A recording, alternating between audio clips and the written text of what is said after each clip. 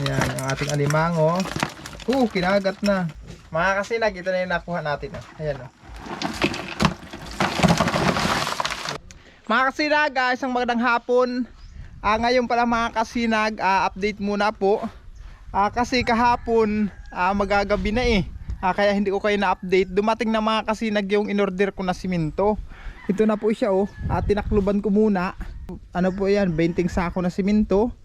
Tapos yung mga bakal, ito dito ko muna ilagay. Ayan yung mga bakal natin. Yan. Yung plywood, pahuli na daw yung plywood. Sabi nung in-order namin, sa huli lang daw yung plywood. In-order ko. Kahapon dumating na, pero yung buyer ng baboy namin hindi pa dumarating. Ilan na yung mga nagtatanong dito mga kasinag sa amin kung kailan ba darating yung mga kinuntak namin buyer, kasi maraming magbibinta ng baboy dito, lalo na ngayong parating ang pasukan. Hindi pa nadating yung mga buyer. Gawa nga mga kasinag nung kumakalat naman na sakit, yung ASF ba yun? Yung pamproblema mga kasinag, kaya pahirapan po makapasok ang buyer dito sa amin. Umpisahan ko na sanang ipagawa to, kaso lang nga wala pa yung buyer natin sa baboy. Kasi yun lang ang aasahan ko, kasi mga kasinag, na maipambayad dun sa magkatrabaho nito. Kaya hanggang ngayon nakatingga muna ito, kasi nga wala pa yung buyer natin doon sa baboy. Baka sa mga susunod araw dumating naman mga kasinag. Kaya yan mapapansin nyo, yan pa rin. Ang ginagawa ko lang mga kasinag, habang nag-aantay nga tayo ng buyer natin, naghahakot na lang ako ng buhangin. Kung mapapansin nyo yan nakaisang kubikot kalahati na tayo mga kasinag, kautay-utay. Paghakot ng buhangin, nakaminus na tayo ng nasa 1k. Kasi kung papahakot ko yan, nasa 1,000 na yung binayaran ko sana. Kaso lang, minamanumanong natin para makatipid tayo mga kasinag. Kaya naman natin. Nakakaya na naman doon sa pagkatrabaho ko dito kung wala akong hawak na pambayad. Kung magbali ba yun, wala akong may bigay, di ba? Kaya nakakaya mga kasinag, hindi lang pwede akong patrabaho na wala akong hawak na pera. At siya nga pala yan yung dalawa sarap ng tulog. Sa init kasi ng panahon mga kasinag, dito sila tulog na mahangin. Galing kasi si Mrs. sa barangay Bubuan, nag-duty. Ang plano ko pala dito mga kasinag, sa kusina ng bahay ko na ito, yung bubong po nito mga kasinag, papabuhusan ko. Ipapa-slab ko yung taas nito mga kasinag. Hindi po yero ang ipapabubong ko. Yun po ang plano ko sa bahay na ito. Kaya kung mapapansin nyo, wala akong binili na yero. Simento at baka lang ang binili ko. Kasi ang plano ko po talaga niyan, papa-slab ko po yung taas na yan, papabuhusan ko.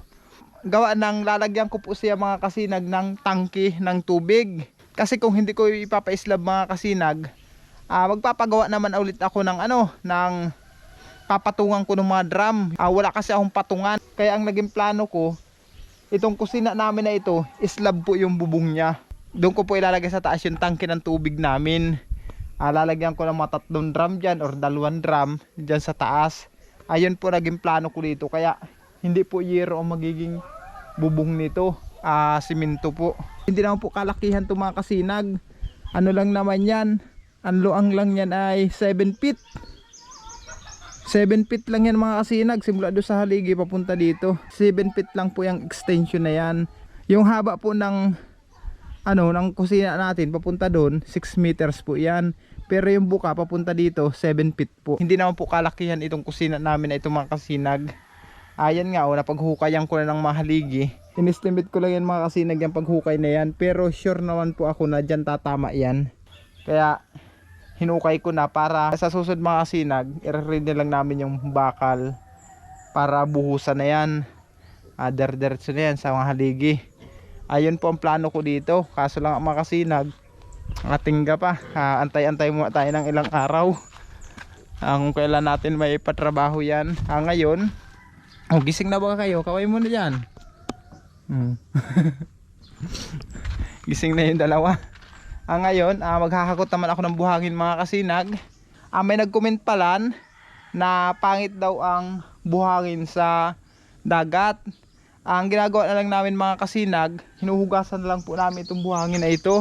Ang ginagawa namin mga kasinag, yung buhangin po na hinahakot ko, hinuhugasan po namin yan saka ako magparaulan, yun, nahuhugasan po yan ng ulan. Ayang buhangin na kinuha ko na yung mga kasinag, matagal nang hindi naabot ng dagat yan. Kagaya ng mga buhangin ko dito sa gilid na yan, 1 taon na pong higit na nakatambak yun, yung ginamit namin dyan sa pag-flooring. 1 taon higit na po na nakatambak yun. Kaya ngayon, nag-uutay-utay naman ako na mag-stock uli ng buhangin para kung magparaulan man dito sa amin, mahugasan ng mahugasan siya. Kaya dito ko na itinatambak. Habang wala po akong gawa, sige lang ang hakot ko ng buhangin para kung sakali naman may patrabaho ako dito, o di may nakaready na akong buhangin mga kasinag. At pag na-okay na yung kusina natin mga kasinag, napatrabaho ko na po yan, kukuha naman ako ng mga kawayan, tapos mga kahoy na ilalagay ko sa bintana na yan. Lalagyan ko lang yan ng mga kawayan, kahoy na pansamantalang bintana at pintuan, na kung sakali nga na umalis ulit ako, magtrabaho ulit ako, okay na yan mga kasinag, pwede na lang misistirahan. Pagkatapos ng mga kasinag dong kusina. Kasi nga mga kasinag, wala man po akong inaasahan dito. Wala man akong ibang inaasahan na trabaho, ibang income. Ang palayan tapos na po. Ang pagkukupra, halos wala ka namang kukuprahin mga kasinag, kasi nga nung nakaraang taon, grabe yung dumaan na bagyo dito. Kaya ang halos sa mga puno ng niyog, kakaunti mga bunga. Kaya walang kukuprasin mga kasinag. Sa pagdadagat naman, wala naman tayong pamalakaya sa dagat, wala naman akong bangka, wala naman akong lambat. Kaya ako pati alis mga kasinag, kasi si Mrs. nangarap na magkamero ng tindahan. Gusto po niya magtayo ng tindahan dito sa amin, para meron daw siyang pagkakaabalahan araw-araw, tapos may income na pumapasok.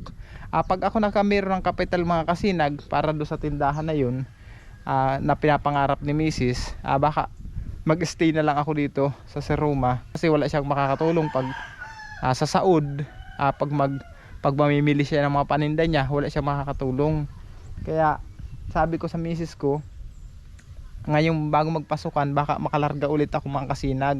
Pag-iipunan ko po na magkamero ng kapital si misis para magkamero ng tindahan. Ang sabi nga sa akin ni misis mga kasinag, pwede na daw sana muna ito pansamantala. Ito, yan, itong kwarto na ito daw muna sana ang gawin namin tindahan mga kasinag. Yun po ang pinapangarap ni misis, para daw mayroon siya pinagkakaabalahan. Ang gagawin ko na lang, tatambakan ko na lang ito dito, ayusin ko lang, tapos lalagyan ko lang yung trapal dyan, okay na. Di ba? May pagkakaabalahan na si misis mga kasinag.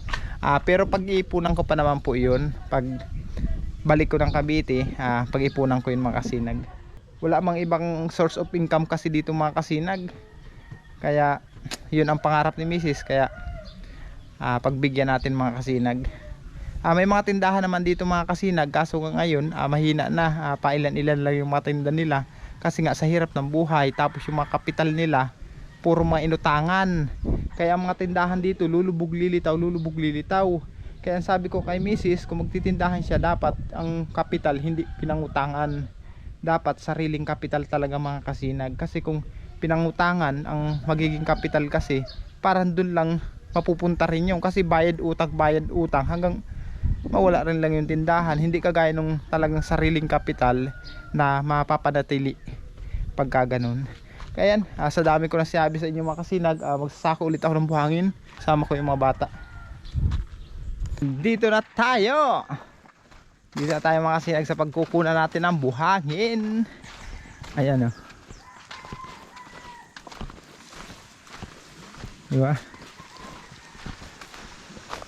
Pero hindi naman mainit na masyado, medyo mababa na ang sikat ng araw. Kung nung nakaraan mga kasinag, hibas ang dagat, nung ipinakita ko sa inyo yung kumuha kami ng buhangin, hibas ang dagat. Ngayon malaki ang tubig ng dagat. Kung mapansin nyo, yung pinagkukunan ko ng buhangin malayo sa dagat. Ayan hindi na siya inaabot ang tubig, hanggang dyan lang yan mga kasinag. Hindi na po yung nakakarating dito. Kasama ko si Janjan. Ayan gawin ko uling tagahawak ng ng sako. Saglit lang naman to mga kasinag. Pag napuno ko na yung 21 na sako na yan, okay na. Bukas naman uli pag natapos ko ng hakutin.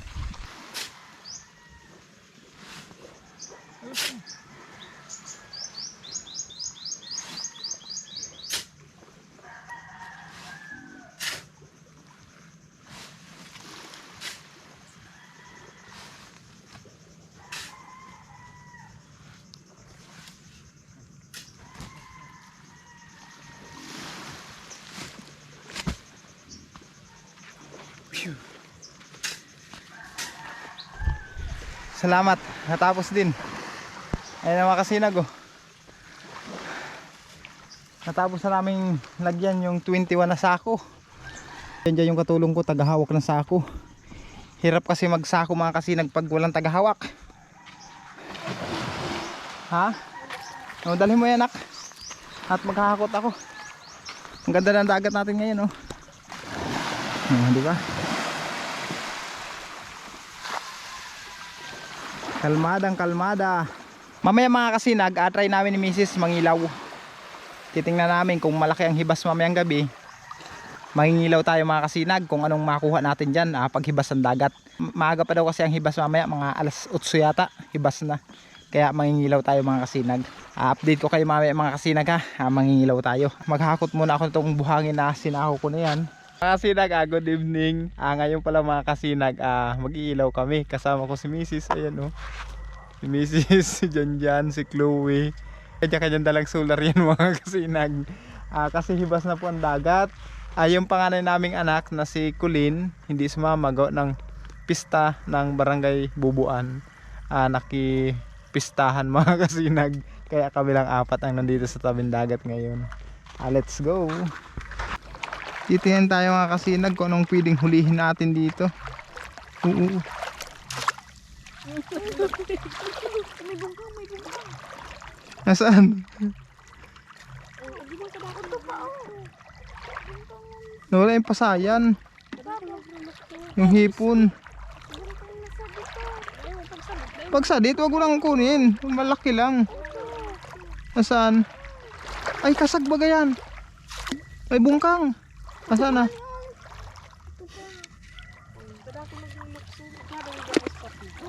Hindi ba mahuli ng silo mo? Dadakmain ko lang hawaki. At dadakmain ko. Uy, kagat ako. Si Saru. Dago yun. Baldi. May dala ko plastic. Pang-ama ko yan. Ha? Yan, ano yan? Ano yan, Nonoy? Ano ito? Pag sara dito sira, ay di na. Kaya. Baka makakita tayong isda man yan. Maliit. Pagpasaya na ano yan, ano yung mata? Ang butiti.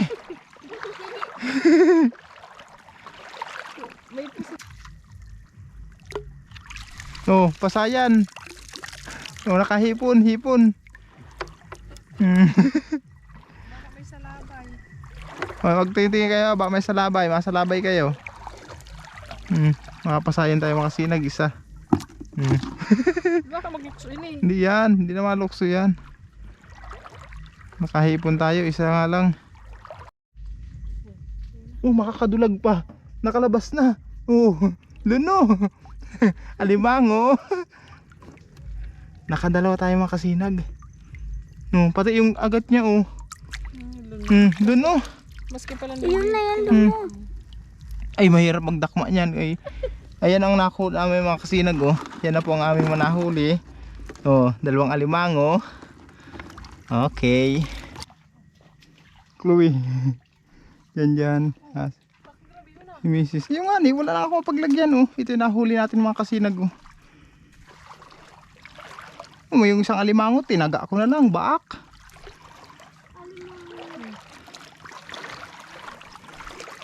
Hawaki mo na, hawaki. Tayo. Ano yan? Yan pa, ano yun eh? Hindi, asan? Ano yan? Dahon ba yata? Hindi, pakma. Anit! Bungkang! Bungkang. Kala ko anit. Ay, anit nga! Sadit! Ito mga kasinag yung ating huli. Yan, puro kasag, bungkang, alimango. Yan pong huli natin ngayon. Kaya mo pandalhin? O sige. Mahanap pa kita. Oo nak. Sadit pa lang ang ano niya. At kadakula yata ngayon. Sadit ang ati. Ha? Sadit ba?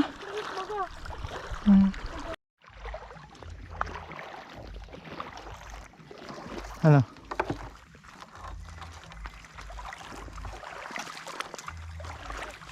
Ha? Mauli na. No. Tingnan natin. No. Ay, ang dami nga. Bungka. Ito ibabaw mo si ano. Yun, ang dami oh. Yun. Bawal ini uho. Tabakan magdurulab yan. Puro kasag bagay ito mga ano? Kalintugas. Ayaw bumitaw.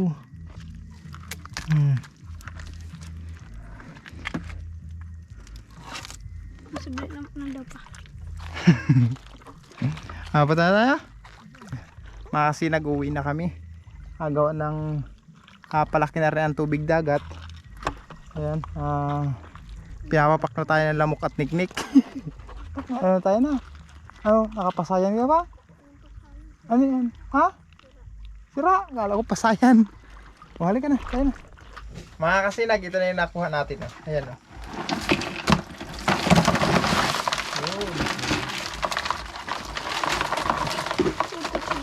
Ayan, ang mga nahuli natin mga kasinag oh. Ilan yung alimango natin. Matatapang.